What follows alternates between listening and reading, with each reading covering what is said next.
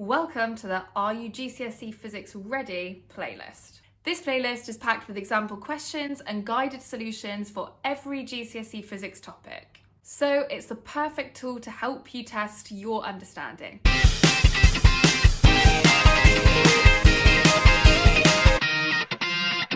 If you feel like you might need a quick review of this topic before having a go at the questions, or you would just like the ideal revision companion for these videos, then do make sure to download my free GCSE Physics revision notes, linked in the description below. If you're ready, let's dive in. Okay, so this question is about microphones and speakers, and we have explained in detail how a microphone is different and similar to a speaker. So let's start with our similarities between these two. Firstly, they both actually have quite a similar structure. They have both got a coil, they have both got a permanent magnet, and they have both got some kind of vibrating object. So in my microphone, that's my diaphragm that vibrates as you have a sound wave incident on it. And in my speaker, that's my cone that vibrates to make the noise coming out of the speaker. Okay, so on to the differences. So in the first one, you have, your microphone has the diaphragm. The diaphragm vibrates when you sing from the sound wave, which is incident on the diaphragm. And what that actually does is move the coil relative to your permanent magnet. That movement of the coil relative to the magnet, we can say that the coil cuts the magnetic field lines, and that gives you a current, which is what you get from your microphone. You get this electrical signal. So there, the process is all about electromagnetic induction. Whereas if I compare that to a speaker, a speaker has a current running through that coil, and therefore the coil itself will have a magnetic field associated with it. So now you've got the coil with the magnetic field interacting with the permanent magnetic field coming from the permanent magnet which surrounds your coil. And from all the work that we did on Fleming's left-hand rule and all that kind of stuff, we know that there will therefore be a force on your coil. And that is called the motor effect. So two different effects. That's what causes the cone and loudspeaker to therefore move. And because that cone is vibrating, you get a sound wave out your loudspeaker. Okay, explain if a transformer could function without an iron core. Okay, well, the short answer to this is yes, it can. So let's see how a transformer actually functions, and then we can talk about whether we need an iron core or not for it to function. So first things first, for the transformer, you have an alternating supply which you apply to your primary coil. So you have an alternating potential difference across your primary coil and therefore an alternating current through your coil. What does a current have associated with it? It has a magnetic field associated with it. And since this was actually an alternating current, what you actually have is a magnetic field that keeps changing as the current keeps changing direction. So then the next thing that a transformer relies on is the field from your primary coil extending out to hit your secondary coil.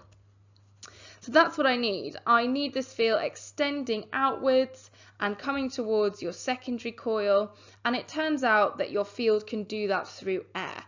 It's not actually necessary to have an iron core in order for your field to reach your secondary coil. It can be reached via air. Then you're in your secondary coil, you have this changing magnetic field that came from your primary, and we say that that field cuts the secondary coil. It's able to cut the secondary coil because it keeps changing direction, this field. And since it keeps changing direction, it is effectively moving relative to your secondary coil. Okay, so that then induces a potential difference in your secondary coil, and then you get your you'd get an alternating current if you then connected that to a circuit. So it turns out, yes, it's fine to do it without an iron core. So I guess the question is, why would we ever use an iron core? And what your iron core actually does is first guide the field lines round to your secondary coil so that more of the field lines reach your secondary coil, and it helps to strengthen those field lines too. So don't get confused. It's nothing to do with the iron core being a conductor or anything like that. It's simply there to strengthen the magnetic field and to guide the magnetic field round the secondary coil. But the effect would still happen if it were just replaced with air. Okay, explain the choice of alternating supplies for transformers. By that we mean as opposed to maybe just applying a direct current to your primary coil. So really what we need to remember here is that you need your magnetic field to be changing direction. That is so important so that one is moving relative to the other. Your magnetic field moves relative to your coil so that the coil cuts the field lines and you have a potential difference induced. If you did not have a changing magnetic field, then your magnetic field would just be stationary relative to your coil, and therefore you wouldn't get this effect of cutting the field lines and inducing a potential difference. Okay, what is the output voltage of a transformer with a voltage of 5 volts in the primary and 50 turns on the primary coil, and the transformer has 250 turns on the secondary coil? Well, we need our turns ratio equation, which is this one here. Number of turns on primary divided by number of turns on secondary equals voltage on primary divided by voltage on secondary. I'm going to take all of the information it gave me in the question and just write them into the correct spots in my equation. So we've got turns on primary 50 divided by turns on secondary 250 equals voltage on primary 5 divided by Vs, standing for my voltage on my secondary. So now I'm going to take the left hand side of that equation, 50 divided by 250, and do that so that I get 1 over 5 is equal to that right hand side of my equation, 5 divided by the voltage over the secondary. So rearranging, I get the voltage over my secondary is equal to 5 divided by 1.5. So what I've done there is I have multiplied both sides of the equation first by voltage on the secondary, which would give me voltage on secondary times 1 over 5 equals 5, and then divided through by that 1 over 5. 5 divided by 1 over 5 gives me 25 volts. If the current in the primary is 3 amps, what is the current in the secondary? So the thing to appreciate here is that your power going into a transformer is equal to the power coming out of the transformer. So with that in mind, I can write my equation for power, voltage times current. I have my voltage on the primary times the current on the primary, the power in, equals voltage on the secondary times current on the secondary, my power out. So I have 5 voltage on primary times 3, the current that it's given me now in the second part of my question, my primary, is equal to 25, that's the voltage on my secondary I just figured out, times current. Left hand side of my equation is 15, right hand side 25 times I. So 15 divided by 25 is my current, which is 3 over 5 amps. Okay, a student says you should increase the voltage and current from power station to the grid to increase the power of electricity being carried across the UK. Explain why the student is wrong. Okay, so first things first, you have a high power that you need to be transferred. So the power that you actually generate from your power station is equal to the power that is being transferred across the UK. So that's the first thing that they've got slightly mixed up here, this student. We're not trying to take the power from the power station and increase it to transport it across the UK. What we're trying to do is take what is already a high power from the power station and figure out what is the most energy efficient way to transfer that power across the UK. So in order to do it, we can either transfer all that power at a high voltage or at a high current. And the student here has suggested doing both, having a high voltage and a high current. Now, we actually want a high voltage.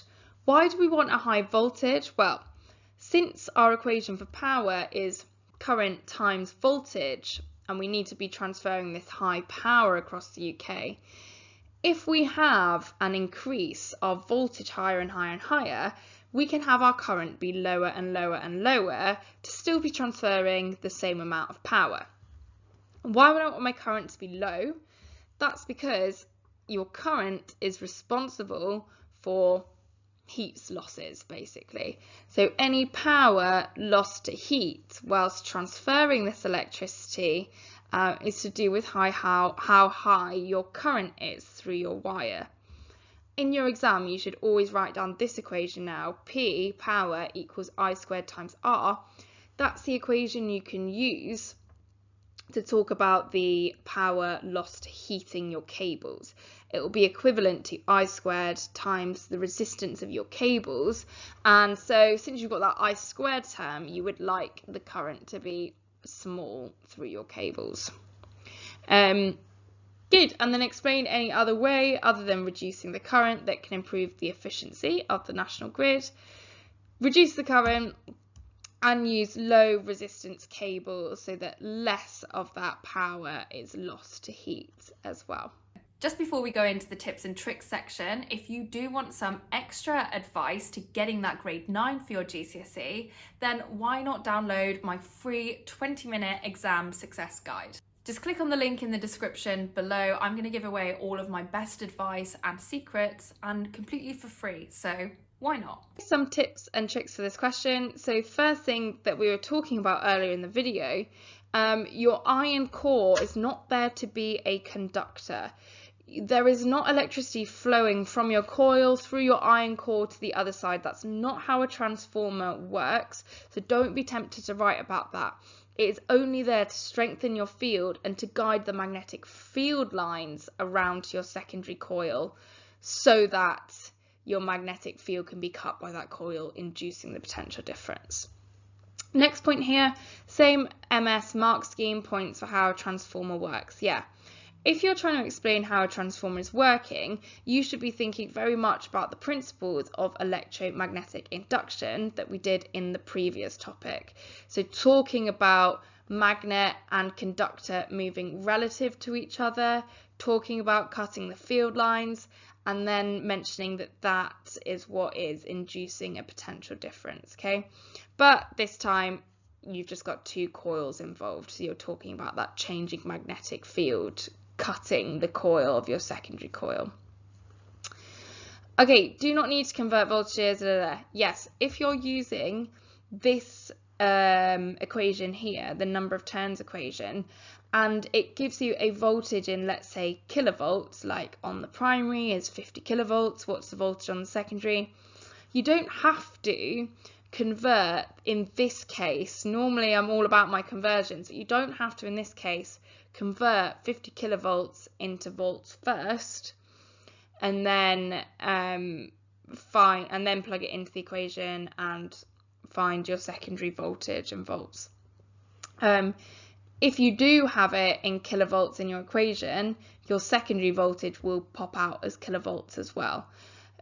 This is just to save time, but do be careful if you're using power equals current times voltage, then I would still be careful and make sure that my current is in amps and my voltage is in volts. Okay, step up, step down. Stepping up, the number of turns on your coil steps up the voltage, not the current. It actually reduces the current, so don't get that the wrong way round.